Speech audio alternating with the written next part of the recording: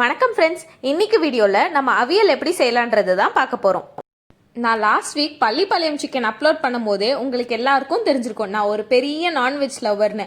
ஆனால் என்னையும் இந்த வெஜிடபிள்ஸ் எல்லாம் சாப்பிட வச்ச பெருமை எங்கள் ஆண்டியையும் எங்கள் அம்மாவையும் தான் சேரும். அது எப்படின்னு பார்க்குறீங்களா? அதுதான் இந்த அவியல். வாங்க எப்படி செய்யறதுன்னு பார்க்கலாம்.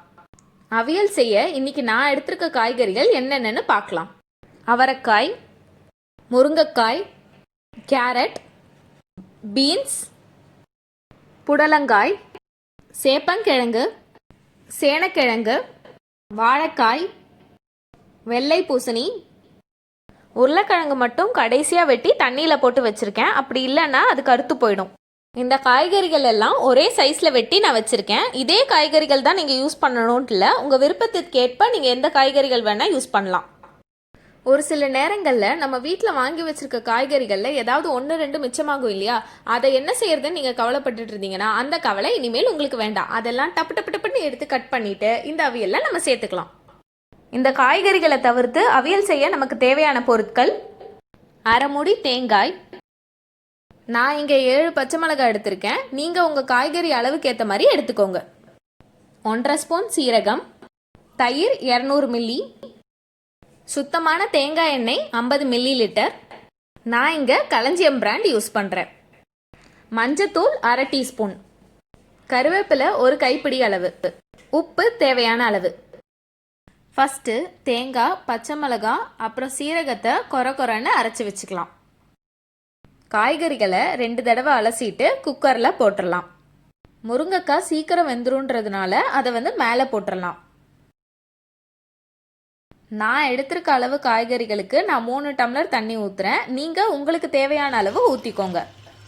அவியலை நிறைய பேர் வெள்ளையாக செய்வாங்க, ஆனால் உடம்புக்கு நல்லதுன்றதுனால நான் இதில் கொஞ்சம் மஞ்சத்தூள் சேர்த்துக்கிறேன். அடுத்தது இந்த காய்கறிகளுக்கு தேவையான உப்பு சேர்த்துக்கலாம். அடுத்தது நம்ம அரைச்சி வச்சிருக்க தேங்காய், பச்சை மிளகாய், சீரகம் விழுத இதில் சேர்த்துக்கலாம்.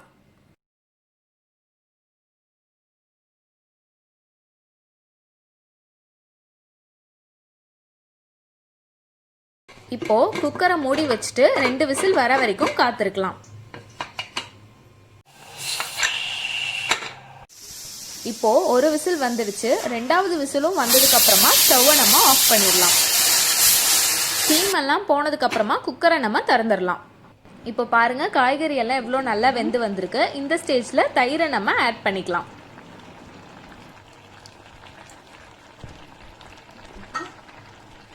இப்போ அடுப்பு ஆஃப் பண்ணிட்டு தேங்காய் எண்ணெயை இதில் ஊற்றிக்கலாம். இப்போ தயிர், எண்ணெய் ரெண்டுத்தையுமே காய்கறிகளோட நல்லா கலந்து விட்டுறலாம்.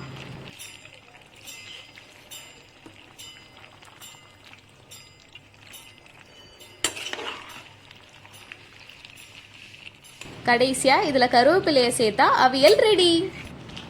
இந்த அவியலை அடை தோசை கூட வச்சு சாப்பிட்டோன்னு வச்சுக்கோங்களேன், டேஸ்டே செம்மையாக இருக்கும். என்னை விட்டால் 3 வேளையும் நான் அடை அவியல் மட்டுமே சாப்பிடுவேன். இதை உங்கள் குழந்தைங்களுக்கு கொடுத்தீங்கன்னு வச்சுக்கோங்க, காய்கறிகளே சாப்பிடாத குழந்தைங்க கூட இதை விரும்பி சாப்பிடுவாங்க. உங்கள் ஃபீட்பேக்கை மறக்காமல் கமெண்ட் பண்ணுங்கள். தேங்க்யூ.